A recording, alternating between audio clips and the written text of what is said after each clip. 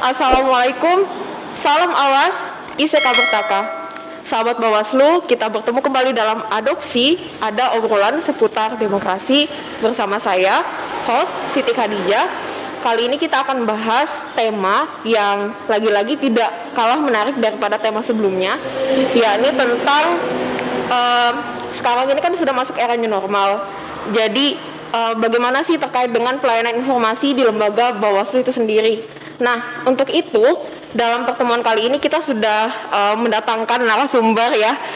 Beliau ini merupakan Koordinator Divisi Sumber Daya Manusia Organisasi Data dan Informasi Bawaslu Kabupaten Penajam Pasir Utara, Bapak Daud Yusuf Sarjana Kehutanan. Selamat datang Bapak di podcast Adopsi. Terima kasih sudah hadir. Apa kabar Bapak? Baik, alhamdulillah. Baik, alhamdulillah. Jadi sahabat Bawaslu, beliau ini juga merupakan dulunya merupakan Ketua Panitia Pengawas Pemilu Kabupaten Penajam Pasir Utara pada tahun 2017 sampai dengan pada tahun 2018 ya Pak ya. Ya. Sebelum status lembaga pengawas pemilu tingkat kabupaten itu berubah menjadi lembaga yang permanen gitu.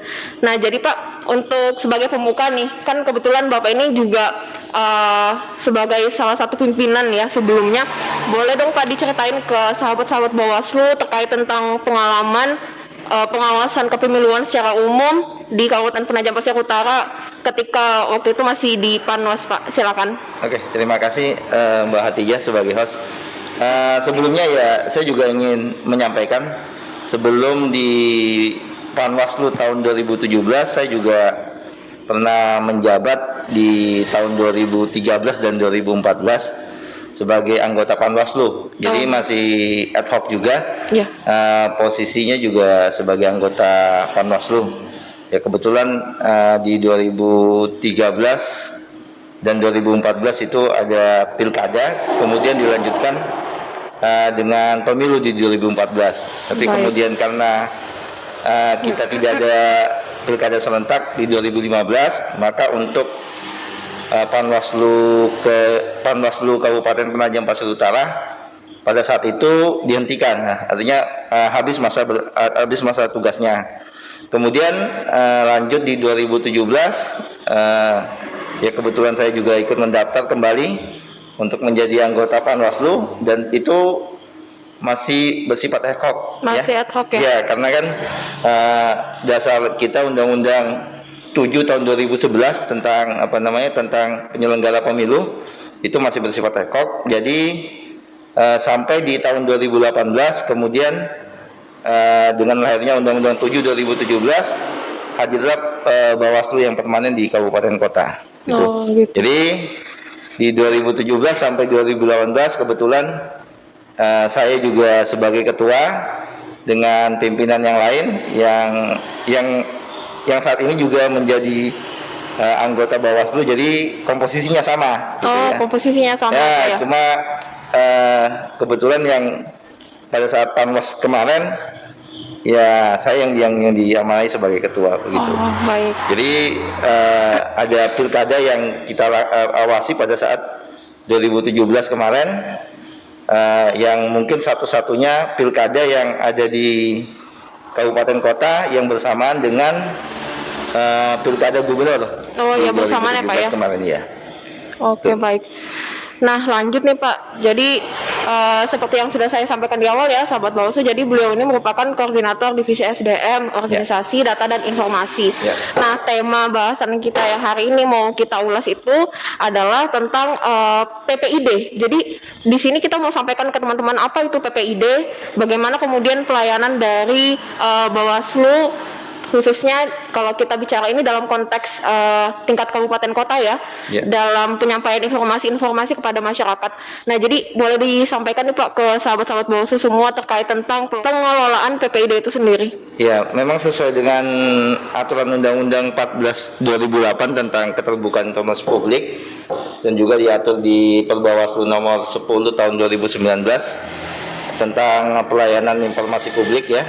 Jadi memang kita memang sebenarnya Bawaslu sudah punya PPID ya, sudah punya PPID. Kemudian di situ masyarakat berhak untuk mengetahui segala informasi yang diperlukan Ya, walaupun sebenarnya kalau di aturan itu informasi itu dibagi dua. Jadi Iya. ada informasi yang bisa disampaikan ke masyarakat, juga ada informasi yang sifatnya rahasia yang tidak bisa disampaikan kepada masyarakat. Artinya ketika masyarakat ingin mengetahui atau mencari informasi tentang Bawaslu, tentang apapun yang ada di Bawaslu itu bisa dan kita memang wajib untuk memberikan sebagai lembaga negara, wajib untuk memberikan seperti itu.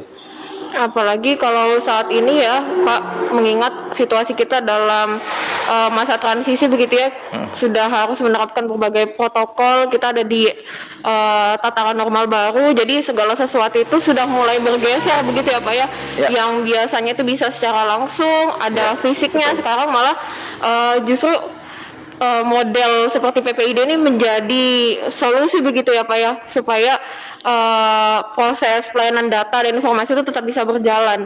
Jadi sebenarnya masyarakat juga bisa melihat sih sebenarnya kalau untuk kegiatan, kemudian kita kan sudah punya website, Ya. kita juga punya Twitter, kita juga punya Facebook, itu juga sebagai sarana informasi untuk masyarakat tentang kegiatan-kegiatan yang Bawaslu sudah laksanakan gitu. Jadi jangan dikira atau mungkin ketika Bawaslu, khususnya Bawaslu Penajam Pasir Utara ini tidak ada tahapan seperti pilkada yang dilakukan oleh Bawaslu kabupaten kota lain yang ada di Kalimantan Timur, kita tidak melakukan kegiatan, ada, dan itu memang kita sampaikan ke masyarakat lewat media sosial khususnya, karena memang ya salah satu yang bisa kita laksanakan pada saat ini ya seperti itu gitu.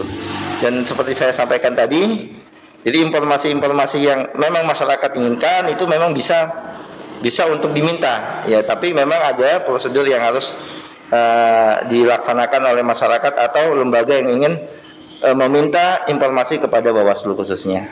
Tuh. Jadi nanti begitu ada permohonan masuk, Ya, kemudian betul. nanti akan ditindaklanjuti. Betul. Jadi ada mekanismenya Ada mekanismenya. ya. Jadi ada mekanisme nanti ketika masyarakat ingin menyampaikan permintaan terhadap informasi yang ada di Bawaslu, jadi bisa menyampaikan secara langsung ataupun tertulis melalui email juga bisa. Jadi nanti kita akan ada proses yang akan kita berikan. Nanti di BPID juga akan memilah apakah informasi yang akan diberikan ke masyarakat ini termasuk informasi yang boleh disampaikan ke masyarakat, Ya.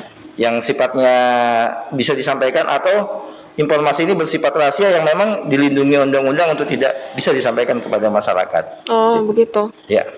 Baik, Pak. Jadi dalam kesempatan kali ini juga bersamaan dengan penyampaian informasi mengenai PPID tadi ya, informasi dari lembaga Bawaslu itu sendiri. Jadi mungkin bisa disampaikan nih Pak, ajakan kepada masyarakat. Jadi ini sudah ada satu fasilitas begitu yang diberikan oleh sebuah lembaga Bawaslu dalam konteks keterbukaan informasi sebuah lembaga. Jadi bagaimana cara untuk mengaksesnya apa segala macam, mungkin bisa disampaikan Pak ajakannya kepada teman-teman sahabat Bawaslu. Oke. Kepada masyarakat semua, khususnya untuk Kabupaten Penajam Pasir Utara, artinya kita ingin menyampaikan ya, khususnya bahwasannya Bawaslu ini tetap melakukan semua kegiatan-kegiatan yang mungkin bersifat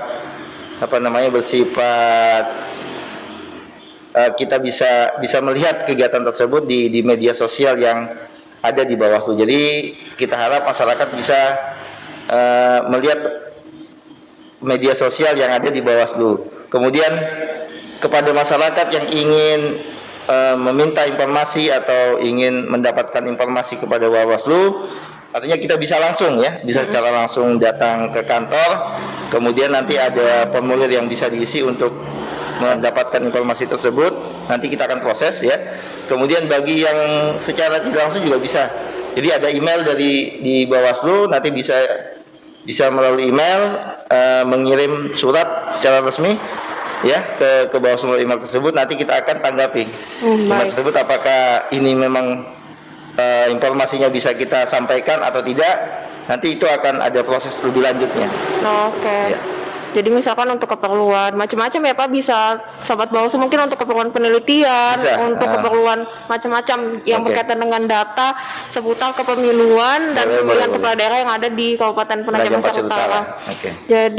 Jadi teman-teman itu tadi ya sudah disampaikan oleh Bapak Koordinator Divisi SDM Organisasi Data dan Informasi Bawaslu Kabupaten Penajam Pasir Utara bahwa berkaitan dengan aturan-aturan peraturan perundang-undangan yang berlaku di negara kita mengenai keterbukaan informasi publik, tadi Undang-Undang Nomor 14 tahun 2008, juga ada lagi di level peraturan Bawaslu-nya itu Nomor 10 tahun 2019 tentang pelayanan informasi publik. Jadi bahwa perlu kita sampaikan kepada sahabat Bawaslu semua.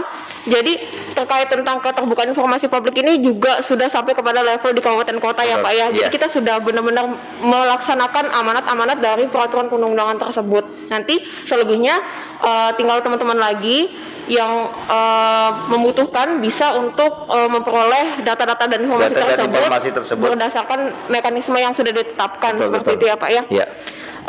Dan juga kepada sahabat Bawaslu semua sangat dipersilakan begitu untuk mengecek, untuk mengetahui informasi terbaru mengenai lembaga Badan Pengawas Pemilu di berbagai tingkat, baik itu provinsi, kabupaten maupun di tingkat pusat Bawaslu Republik Indonesia melalui laman website, juga ada media sosial dan juga termasuk podcast di kanal YouTube-nya seperti itu ya.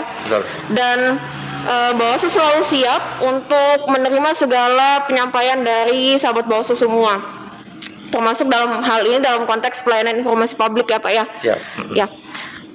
Demikian sahabat Bawaslu semua, kita sudah memasuki penghujung podcast kali ini. Terima kasih sudah menyaksikan. Sampai ketemu di podcast berikutnya. Saya Siti Khadijah undur diri dan salam awas.